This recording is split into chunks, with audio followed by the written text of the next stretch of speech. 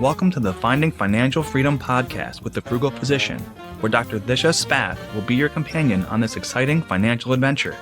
Get ready to conquer debt, build wealth, and embrace a mindful spending lifestyle that will empower you to live life on your own terms. For over 35 years, Corporate Direct has been helping entrepreneurs and investors protect their assets and build real wealth. Founded by Garrett Sutton, a best-selling author and advisor to Robert Kiyosaki's Rich Dad team, Corporate Direct provides professional asset protection, high-quality incorporation services, and strategic advice for real estate and investments. Corporate Direct also assists clients in meeting compliance requirements under the Corporate Transparency Act, ensuring federal reporting is handled with ease and accuracy. Anyone ready to start a business or protect their investments can call 1-800-600-1760 for a free 15-minute consultation or visit corporatedirect.com to learn more. Remember, call 1-800-600-1760. Corporate Direct, your trusted partner in business success. Hi, everyone, and welcome back to Finding Financial Freedom with the Frugal Physician. Today, I am thrilled to have a truly inspirational guest on our show, Dr. Carla Rotering. She's a renowned pulmonologist, leadership coach, and someone who has touched many lives with her compassionate approach to medicine and leadership. Carla, welcome to the show. Oh, thank you so much. I'm so glad to be here with you today. Oh my goodness. It's truly my pleasure. I met you at a conference and I just fell in love with you and just your story is so inspiring. So I can't wait to get into it. To start, can you share a little about your upbringing and your journey into medicine? You know, my beginnings were very inauspicious. I grew up the eldest child of a Muslim Arabic father and an Irish Catholic mother. Wow.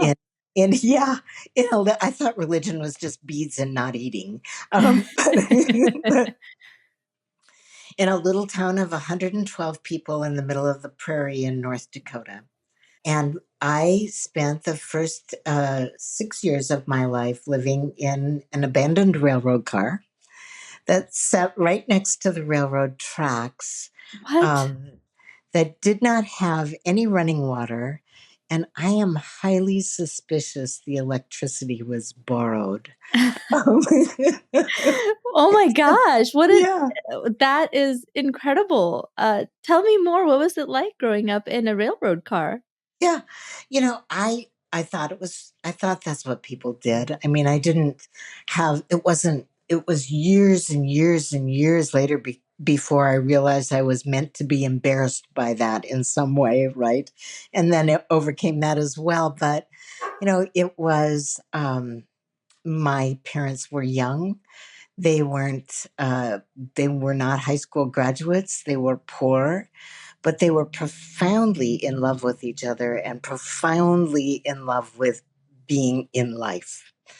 So for me, those early years were really filled with sort of celebration and joy and warmth and connection um, and really felt like a really cocooned space in which to create the ties that bind across a lifetime. That only goes to show that money isn't everything and, family bonds, even on the side of a railroad, you felt cocooned because of the love that was around you. And, that's what life's about. So how did you get into medicine? Medicine was not something that crossed my mind as I was going through my education. In fact, you might notice that I'm well seasoned and I've been on the planet for a while.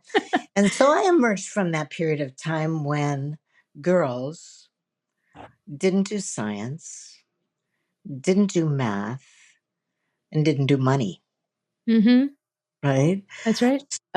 So I had some visions of how my life should look, but I also sat with this sort of existential longing for something more, something larger, something beyond what I could see in this little limited space in North Dakota. But I went through high school and Did a little bit of college, married the boy next door, had some kids, followed him around the country, and still had this sort of hunger and this recognition that there's something more than this. Maybe for all of us, certainly for me. And so I was living in Houston. My ex-husband is a paleontologist and at that time was doing oil exploration. And I was reading the newspaper, and there was an article about a woman who was doing her surgical fellowship, and she was 32. And I found it interesting. I was reading, and then I had this sudden experience of being that's what you're supposed to do, not surgery, but medicine. I know that sounds a little unusual. It certainly felt unusual. And I remember looking at the sky because we all know that whatever entity is in charge lives in the sky and saying, "Are you kidding?" But I hadn't finished college. I was told that science wasn't for girls. I had kids. I had a husband, um, and and yet there was something about that so deeply anchored inside of me that I knew from that moment that that's what I was going to do, and I did. And how old were you at that time? Well, I went back to school and finished my degree when I was 26, and I finished that and started medical school just before I turned 30. So I had kids, and my marriage didn't survive that well, so I ended up being a single parent through that experience. Yeah. And how old were your kids? My kids were, when I went back, were 4 and 7. And so you were saying your marriage didn't survive that. Can you delve into that a little bit more for us? What was it? What happened? Well, as in all relationship endings, it was complicated and complex. But the truth was that we both emerged from that Midwestern small town understanding of what marriage is supposed to look like. And those sort of unspoken agreements about what you will do in the context of a marriage that will keep you safe. And moving into a profession was violated one of those agreements. But I think what it sounded like was not the same as what the experience was. And in tandem with that, my husband, who, by the way, is still a very good friend and just a lovely, lovely human being, was doing had gone back to get a PhD, and all of his research was in Chile. And so we had this physical separation, this separation of ideas, and sort of this real sadness when we recognized that we were not going to go forward together well. Wow. Yeah. Um, yeah. So that dissolved. And I actually, interestingly, I lived with his mother, with my children when I did my internship. Oh, that's wonderful that you still had that family bond and support. Mhm. Unfortunately, this is not an uncommon thing when a woman wants to advance herself, especially in that era. What decade are we talking about here? So I went to medical school in 1978, Wow. and we dissolved the marriage. We lived separately after 1980 and dissolved the marriage then, and Wow. about the time that I finished medical school. And I think you're right. I think you pointed to something that is really important. That was sort of a frontier experience at that time. Yeah. For women in general, and certainly for women in the Midwest, in these very conservative areas where, and there was also this understanding that when you were married, you would defer to your husband. And I had followed that tradition. I moved to Florida, I moved to Houston, I moved back to North Dakota when he wanted to get his degree. And there wasn't anything that really resisted that, but there was always this feeling like, I'm not sure I'm okay with my life looking like this forever. And that's such a brave thing to admit to yourself and then to act on it and, see the dissolution of a marriage that, that you cherished. And still going forward, we take for granted that in this day and age that women can, and should have careers. And of course, it's something that we will do, but we forget how recent it was that was a completely pioneering experience to have for a woman to have a career of her own, to have goals of her own, Yeah. and to pursue them. Yes. And this was a time when we were divorced, I couldn't get a credit card in my name. Wow. So what Right? did you do? I took out loans and and within a couple of years I was able to do that. But that just kind of, I think, is an indicator of where we were in terms of how we saw women in the workforce, in the professional. I mean, it was okay for me to be a cashier at a grocery store, right? Uh, Mm-hmm. okay for me to be a secretary in someone's office, although I was not good at it. But but to set out on this particular course, I think felt threatening to not only to spouses, but to the way that society was described in those spaces. And it was unsettling for people, as though you might create a revolution. Mm-hmm. Well, I think we're seeing a lot of the backlash of that now, unfortunately, and that fear and that unsettlement is reemerging as a powerful force. Tell me a little bit more about what that experience was like to be this pioneer woman who has kids, who has been, a devoted housewife, following her husband around, going back to school with kids, and pursuing a career in medicine. Someone asked me once how I had the courage to do that. And I said to them, I didn't know I was supposed to be afraid, or I'm not sure I would have had the courage to stand up in the way that I did. One of the things, though, that I was really clear about is that my gender was not relevant.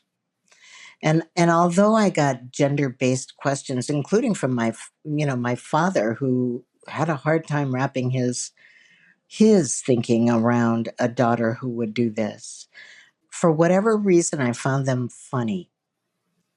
So for instance, when I went for my medical school exam, I went to an old family practitioner and he said, so you're going to be a doctor, Carla? And I said, yes. And he said, that's good. We need more pediatricians.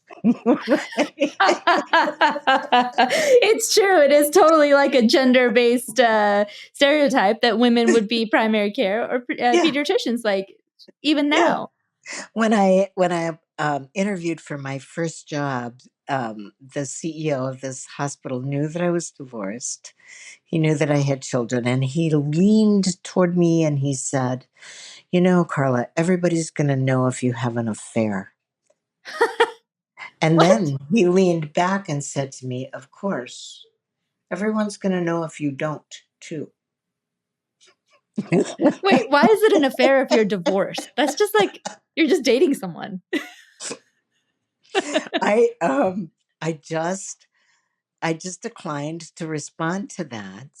I'm not certain that there wasn't a greater opportunity for me then, but I'm not sure that was the battle I wanted to fight in that space. Right. For sure. Yeah, yeah. And my hope is that those kinds of questions are never asked anymore. Hmm.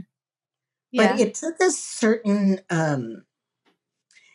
a certain disconnection from what people think of you. And it also took a certain confidence that what you were doing was absolutely what I was doing, was absolutely what I was meant to do. Right. So, which specialty did you end up choosing? So I chose pulmonary critical care. And again, parenthetically was asked, why would someone your age with children not just be satisfied with an internal medicine? position. Again, probably not a question that would be asked of a man who was sitting before that same, committee. But pulmonary critical care, it was the bulk of my life. And I still do a little part time pulmonary medicine. Well, I think that's fantastic. How did you manage and balance being pulmonary critical care with being a mother? So the fact that my children were older by the time I got there, Yeah, right, that helps. was helpful because I didn't have to. I didn't have pregnancies while I was training or in early practice. I didn't need nannies because my kids were in high school, and I lived very close to the hospital, so that I could, when I needed to leave, I could leave. I also had a collection of friends, many of them actually nurses from the critical care unit, Nice. who not only supported me but really offered an expanded experience to my kids. So, for instance, I was on call before Christmas several days in a row in the ICU. In fact, they had created a little nest for me in the nurses' lounge to rest. And when I finally got home, I opened the door, and a group of those nurses had gone to my house with a Christmas tree and with the stuff to make cookies. And Oh, they had decorated the house and made cookies with my children while I was at work. wow. But I think the other thing was that, my kids had this understanding that we were doing this together. In fact, I came home one night and somebody needed something, a protractor or something for school. And we got in the car, and instead of pulling in the driveway and turning around, I went around the block to go to Target or wherever we were going. And my son said, "Why are we going this way?" And I said, "Well, this is the way the car is pointed." And my daughter said, "Oh, for this, we send her to college." Right. But She considered that they were sending you to college and helping you yeah. better yourself. Oh my Yeah. God. I And love that. that they were in it. They were, that they were a part of this shared experience that I wasn't doing. And now, that isn't to say that I didn't miss things that I wish I had been at. That isn't to say that, that I don't look back with regret. And by the way, I think regret is useful because it informs us of how to move forward. I don't think it's a space to live in, but I think it helps us sort of identify, where do I really want to place my time and attention now, right? Yes. Um, so very open, very loving. I don't want to make it sound like it was easy because it wasn't, but it was a shared experience, and I gathered people around me who could help. Do you think your kids, have you heard from them any complaints that you weren't around enough? Because mine do. Mine complain all the time still. Yeah, yeah. Again, mine were older, Right. I did have the experience. I stayed home with my kids for a long time when they were little. I mean, Josh was 4, so it was. But even when I went to school, I didn't after tests on Fridays in medical school. I didn't go out with my classmates. I went home and had a party with my kids. So it's just a different way of being in the experience. I worked really hard and I stayed up really late, and I packed lunches at 5 o'clock in the morning, and I checked the homework at 9 before I started my own studying, and everybody got their baths and everybody got that. Now here's the other thing that was interesting: is I lived in student housing. And I lived in a part of student housing where you had to be either in graduate school or professional school and have at least 2 children to qualify to live in those spaces. So there were many of us who were single moms in law school and medical school. And so we supported each other when we were on call, or there were finals, or I had hot dogs and you had potato chips, or whatever. So there was a real sense of community that, but you still have the sense that, um, man, you're on your own. Yeah. Speaking Yeah. on your own, you mentioned that you couldn't open a credit card. How did you manage your finances? What was your experience managing your own finances after being divorced and being in medical school with kids?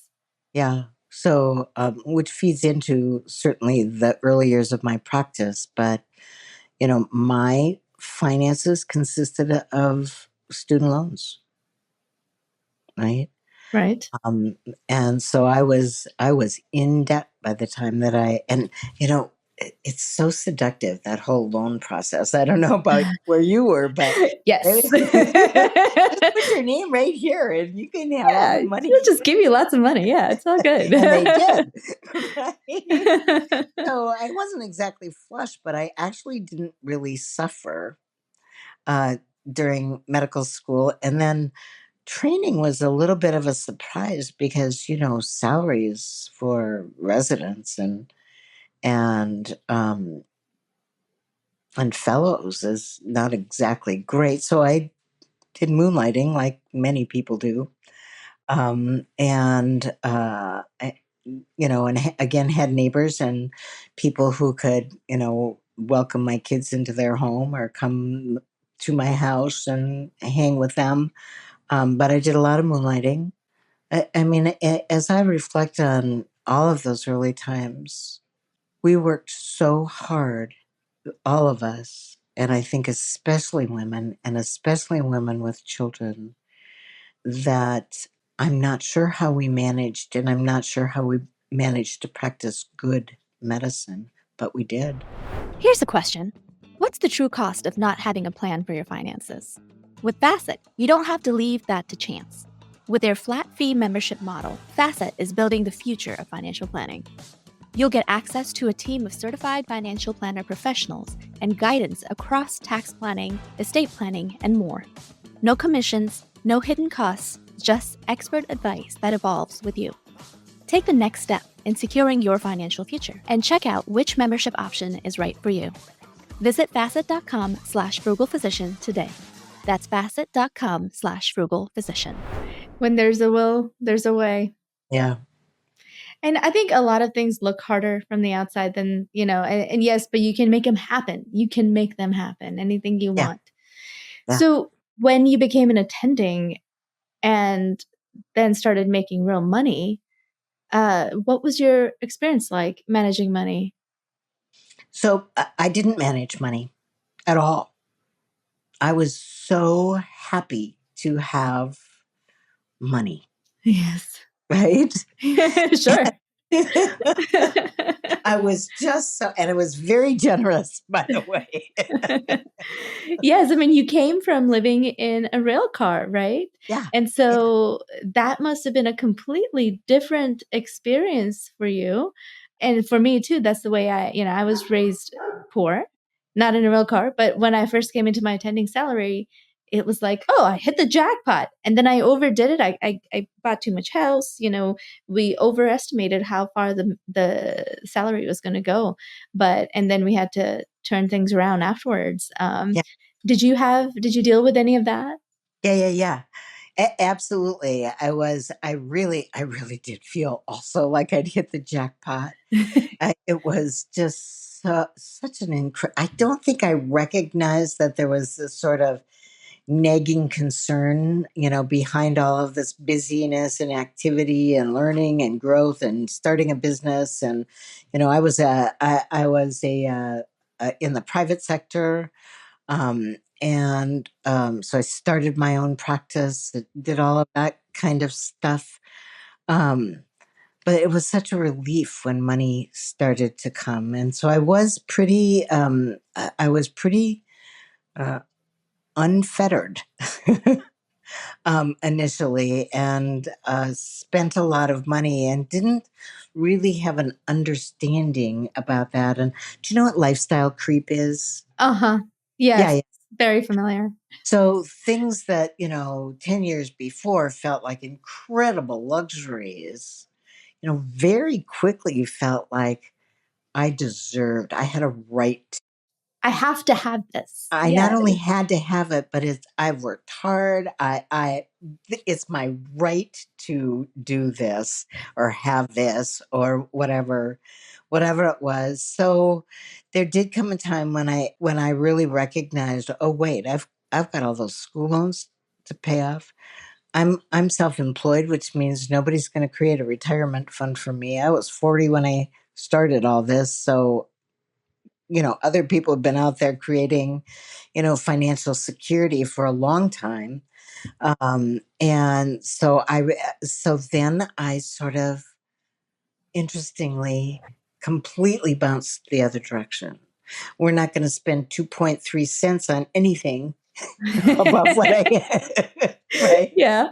Nobody's going to do anything. I want you to go in and search the couch cushions for quarters. And, that sounds familiar too. so because we're not going to be in this space, right? So then I worked really, really, really hard. Did really sort of climb out of this financial dark space that I created with my eye on, wealth, and recognized that I wasn't living abundantly either, as though there were abundance, not just financial abundance, but just the abundance of this great life that we had created together that generated income. And then I had to think, what do I think about money? I mean, what do I think this means? Why does it matter to me? So I talked to, I have a cousin still in North Dakota. And she's just so Midwestern and wonderful. And she said, how long are you going to work? And I said, well, I guess until some rich guy comes along and wants to keep me. She said, That's not what you I thought. don't think that's going to happen anymore. And she said, well, what do you need money for? And it just brought me up short. Right? Like, oh, there's that old question again. What do I need? And then she said, of course, well, do you want me to send you a little something to get you by? But let me send you a That's little sweet. but it did bring up that what does money mean to me? And is that different than financial freedom? Is that different than feeling secure in the world? What does it mean to me? So I got to re-answer that question, as I think we all are invited to do, periodically, to kind of catch ourselves in whatever little spiral may be starting. And what was the answer? Well, I think money means a lot of things to a lot of us, and I think it means something different to me at different times in my life. So I'm 75, right? You don't look like it at all. Oh, well, thank you. I don't feel like it either, right? And I just say that because it marks a time in our lives when we kind of set our sights on, I don't know what kind of time I have left on the planet. Am I going to be financially as independent as possible? So it changes, right? Now I look at, can this sustain me over time if I were to sit down today, right? And will it sustain me in a way that doesn't ask much of my kids or my family, right? And will I have anything to offer them when I slide off the edge of the earth? You know, I don't want to think about that, but yes, I know you're right. Yeah. So that's it what changes. it means. Yeah, absolutely. Yeah. And what did it mean to you back then? I think I think it thought it meant liberation, but it was a kind of, again, it was that sort of untethering, which is different than being liberated, right? So a liberation is to move freely in the world of your own accord, right? It's not to wildly. That was Carla, making it rain. Just for our listeners who can't see the video. you know, just spreading joy, but also making certain that people understand that we made it, right? That we made it. For all those doubters, for all those people who talked to me about why would I go on when I had kids and why don't I just settle down? And I actually considered that. But for all of those doubts that I was unwilling to spar with as I walked the path, because they didn't go away. I just didn't allow them to occupy my time and attention. For all of that, it was a kind of demonstration that it's like I was right. I'm not Sure. especially proud of that, but it was real. It was there, and it's human. Yes. Yeah. Yeah. And there's a need to prove yourself when you come at a position, when you're in a position that other people don't think is possible. Mhm. And especially back in those days, being a critical care doc as a woman physician, single woman physician with kids, like you defied a lot of expectations. It's incredible what you've been able to accomplish. I'm wondering, did you have any experiences as a woman that were surprising or that would surprise our listeners today, establishing a practice, starting a business on your own, and building wealth on your own?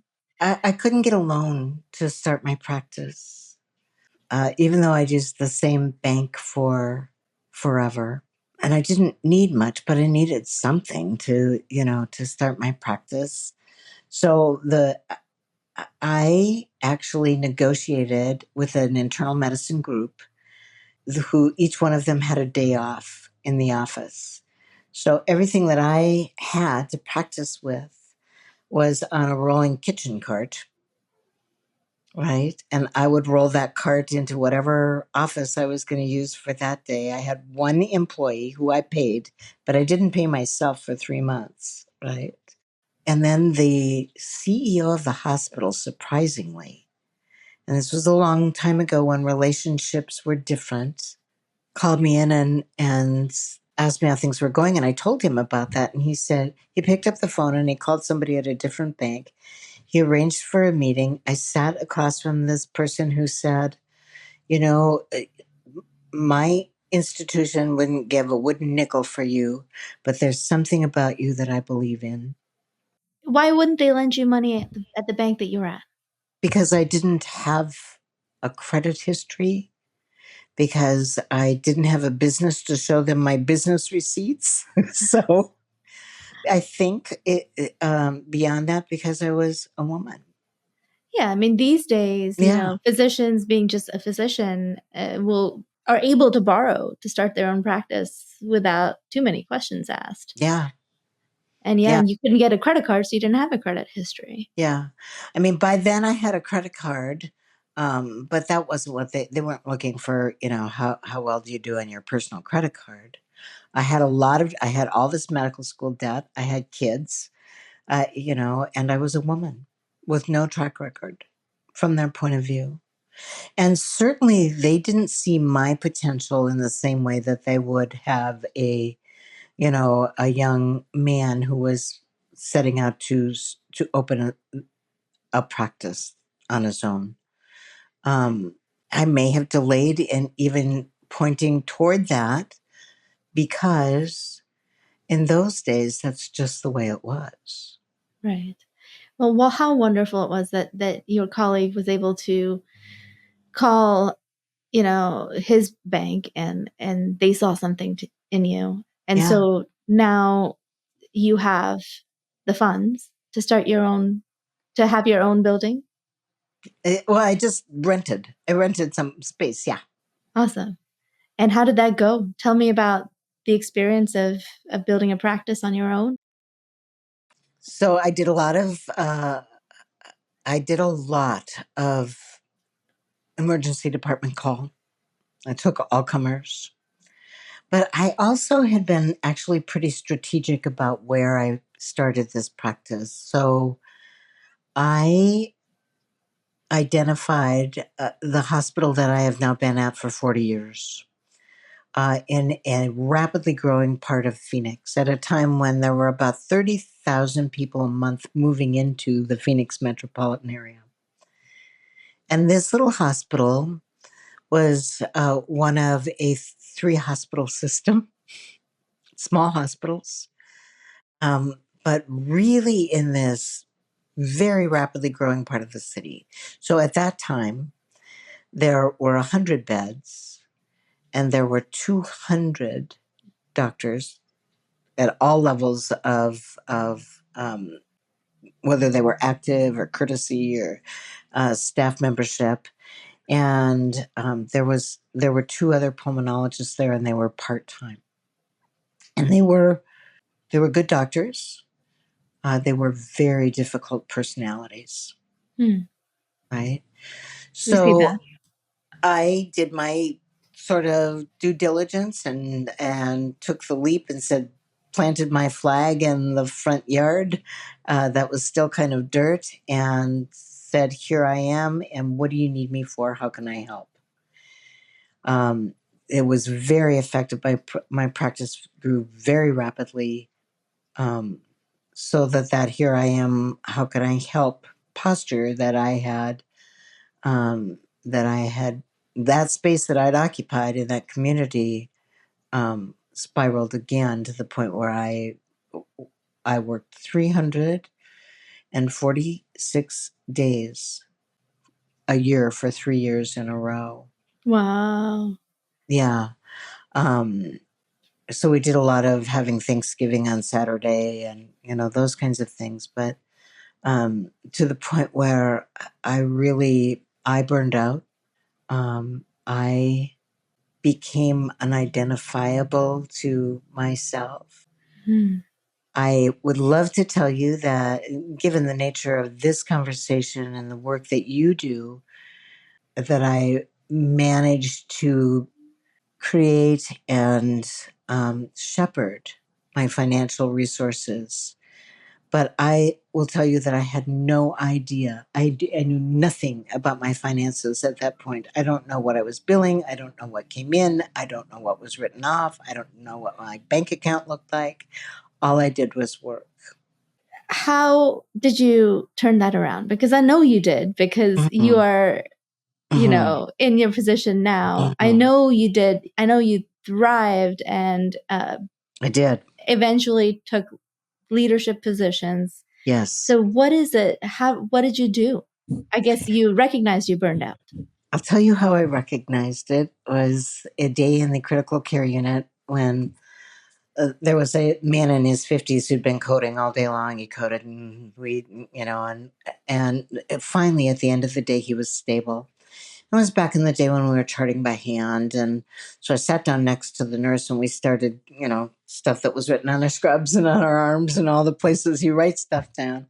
And we started charting. And I said to her, gosh, I think we've worked together for a couple of years. And I don't think we've ever talked as much as we did today. And she swung herself around on her little stool and she brought her knees right up to my knees and she looked me straight in the eye and she said, that's because you scare the hell out of everybody. And I could feel myself rise up I was ready to rumble with her because nobody worked harder. Nobody gave more. Nobody cared more. Nobody did. I mean, I had the whole story ready. Right. And something stopped me, softened me, allowed me to hear the truth, and kind of sat me down in this very humble space and thought, this was never how I intended to become. So I started searching.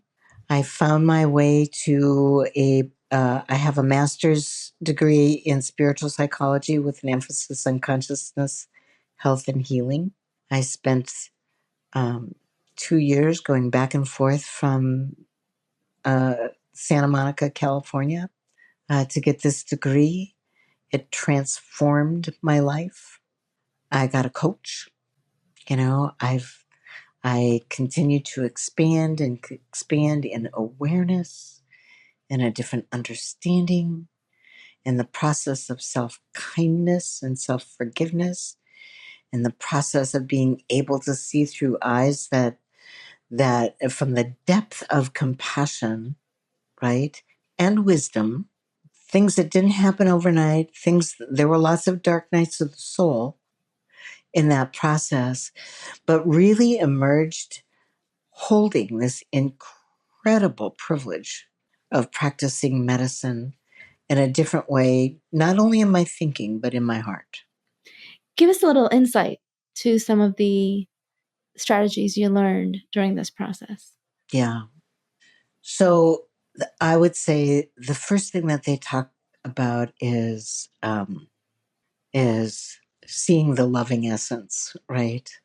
This is so long ago. It's kind of just sort of so I almost forget the words, but that that challenge is can you see the shared humanity that lives inside every single human being that is on this planet with purpose? That's a tall order. Well, it took a while. I might slip now and then. Right. But it's this whole process of seeing different, examining your thinking. Are your thoughts really the truth? Right? Are those things that you say you believe in? Are those your beliefs? Are you fixed? Are you a fixed entity without the possibility or redemption of change? Can you take your heart to work?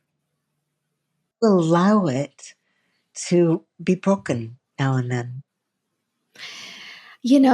That process of taking your heart to work and taking your humble self and recognizing the connection between all of us, I feel like that has, I almost had to re-arrive at that. Yes. Being a physician, because so much of our training is, here's the protocol, here's what not to miss, here's how you save lives, like turn off your emotions. We're trained to turn off our emotions. Yes. Mm-hmm. And look at everything logically, make things happen, save lives, right? We do save lives that way. Yes. But often we forget how to turn those emotions back on while in the workplace. Mm-hmm. And to open our heart to the people that we're taking care of. Mm-hmm. Because it's so often so hard when you get attached to your patients and something bad happens. Yeah.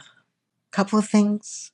Yes. One is, I think that's a misunderstanding of the word equanimity, because equanimity never meant for us to abandon our compassion, but to rise above the emotion of the moment with our compassion intact so that we could do our good work. Yes. And that takes skill. That takes skill, and it takes vulnerability. One of the things I love about being a pulmonary doc is how intimately breath can be connected to those experiences, can draw us back, right? Physiologically, right? But also emotionally, right? Into a space from which we operate with much more clarity, right? With much more compassion, just through the simple use of our breath in 6 seconds. Demonstrate that for us. Well, and you can do it anywhere, right? I mean, you don't have to run in the bathroom and do it. Right? Although there's nothing wrong with that, right? But if I have a heightened physiology, my thoughts are racing, my body is racing, I'm not willing to have any feelings to distract me from the fierceness of this interface, whatever's going on, whether it's just that I'm busy, whether I'm in the ICU, whether I'm running late, whether my kid is on the phone with some catastrophe and, and I'm in a patient room. I mean, it doesn't matter because the physiology is the same, right? Our mouths get dry, our thoughts race, our heart races, our muscles tighten. All of those things happen, right? And we stack our breath. We stack and stack, and we get air hungry, and we feel more urgent when we're like that. And if we can just let go, Yes. be empty, slowly draw in that breath of life, bring ourselves, you can feel your muscles relax. You can feel your heart rate come down. You can feel your palms get a little drier. You can feel yourself more available for your good work. Yes. There was this one time where I was rounding with a medical student, and I was young attending, and I walked into a room, and this patient was horrible, like really horrible. We were trying to do the best we could for him, and he just unhappy with everyone, had wanted no part of seeing a young woman doctor, and was just horrible to us. And we walked out that room, and we had to keep running. We were doing rounds, and it was supposed to be quick, but I had to stop, and I just asked the medical student, just give me 1 second as I reset before this next room. And my emotions were horribly racing. My muscles were bunched up. And I took that second to just take a deep breath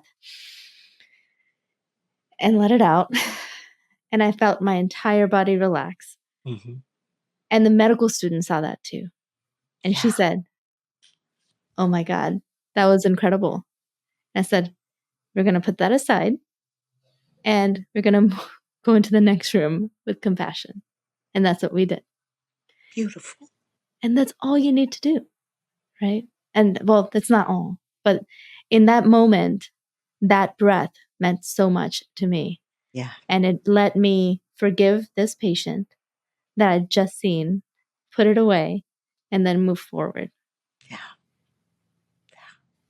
So beautiful. And such a simple demonstration of the dominion that we have over our own experience. Right. Right. It's true. I mean, we can roll up our sleeves and get into the fray. We're good at it. Yep. Right. And it is a way of being. It is. But it will always leave you at that end of the day feeling a little sketchy, a little empty, wondering how long you can go on like this. And the truth is, most of us can't go on like that all the time if we're No. not taking the time to manage our reactions, our emotions, the balled up feelings. Eventually, the dams burst. Yes. It doesn't matter how high you build your dam; eventually, they will burst. And sustainability, I think, comes from letting those emotions trickle in a way that you can deal with them, in a way that's controlled, but also intentional, right? We have to be intentional about it. The other thing I loved about your story was the way that you modeled something for someone who's going to have to face those moments and offered that person something of value, something that could help. One of my dreams is that we take better care of one another, not just ourselves, not just self-care, which just really means taking care of yourself, right? But to come back together as a more noble tribe in which we can really count on one another to be there when times are troubled and the waters are rough. Right. And that's what I love about what you're doing now as you're coaching other physicians. Tell us a little bit about that. So very briefly, I found myself sort of propelled into leadership without any formal training by an organization who had, as most organizations do, the expectation that you would hold the organizational position And I was really flattered by that. I thought that was a great thing. I got elected by this time there are 600 beds at this hospital. There are 1,200 docs at this hospital. A little bit puffed up, felt good.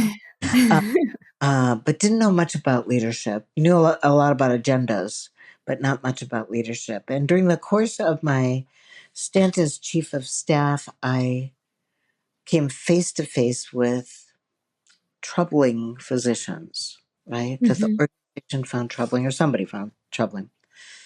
And more, I really began to appreciate the shared experience of physicians, this deeply unsatisfying space, and the lack of skills that we had to really navigate the waters of today's medicine.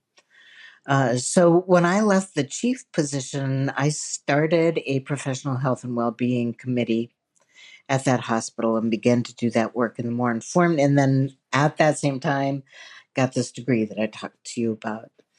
And really wanted to take some of what I had on offer for patients, some of that caring, some of that expertise, some of that depth of connection and guidance, and put that on offer to my peers, and to support in being with a kind of medicine that didn't look like what they thought they signed up for, right?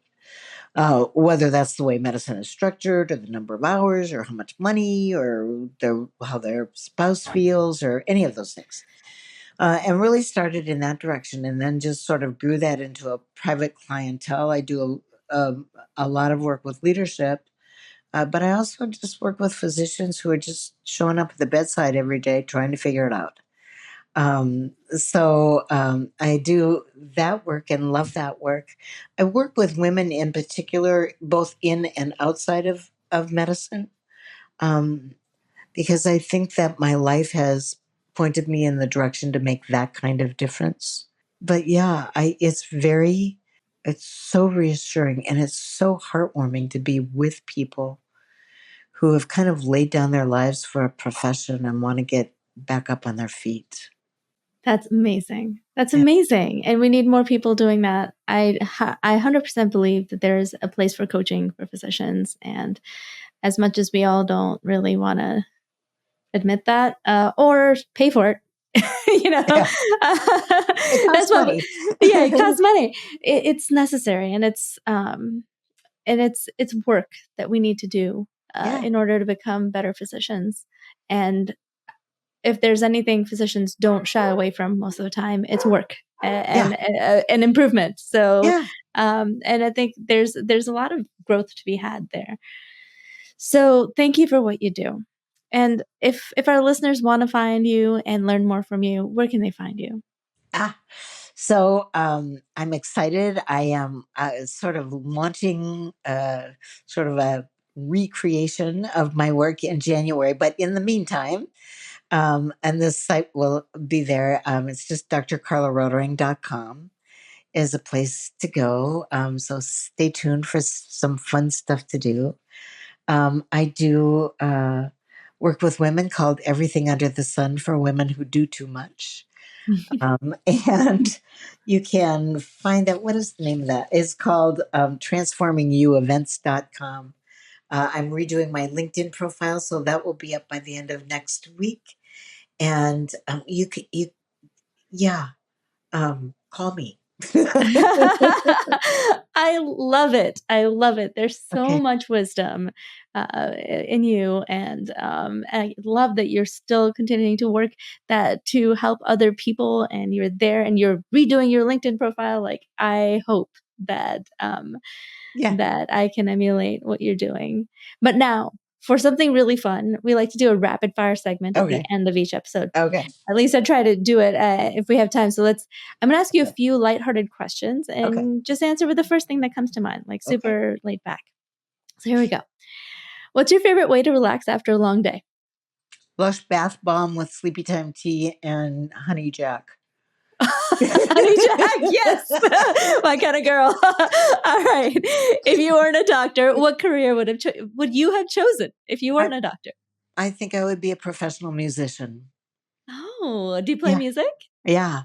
What do you do?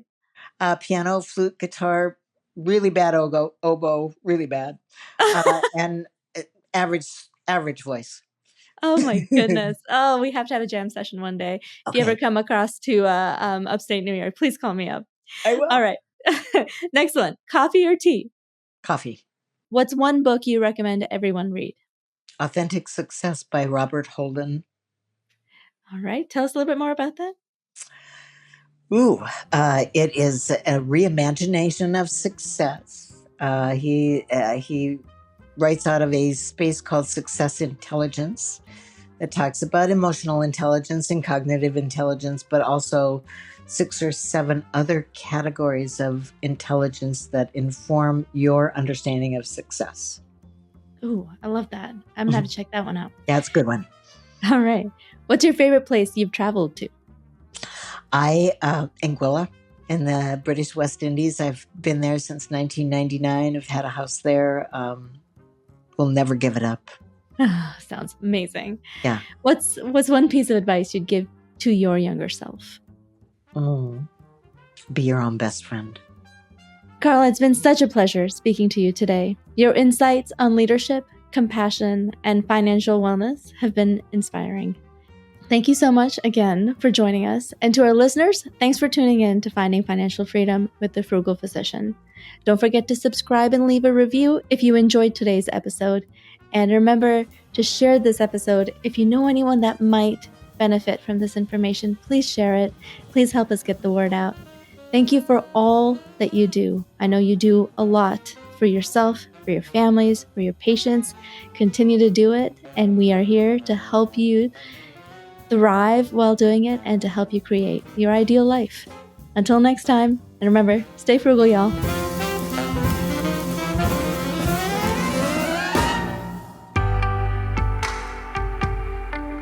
Pearson Ravitz' story begins with Dr. Stephanie Pearson, a passionate OB-GYN at the height of her career. But then, a shoulder injury struck during a precipitous delivery. Her dreams were shattered, leaving her unable to practice medicine. Determined to make a difference, Stephanie became an advocate for her peers, guiding them through the complex disability process. Alongside insurance expert Scott Ravitz, Stephanie founded Pearson Ravitz, a company determined to approach insurance differently. Together, they set their mission to educate and empower physicians to protect their most valuable asset, their income, and the most important people in their life, their family. Today, Pearson Ravitz serves the medical community in all 50 states. At Pearson Ravitz, they understand the unique concerns of physicians. Physician-founded and physician-focused, Pearson Ravitz builds human connections before they create quotes. Life can change in an instant.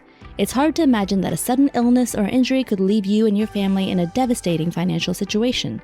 But with a little planning and guidance, you can prepare for every possibility. Visit PearsonRavitz.com to schedule your consultation with a Pearson Ravitz advisor. The content shared on this podcast should not be taken as individualized financial advice. We are here to share our knowledge and experiences, but it is crucial to consult with professionals such as accountants, financial advisors, or attorneys who can provide personalized guidance based on your specific needs.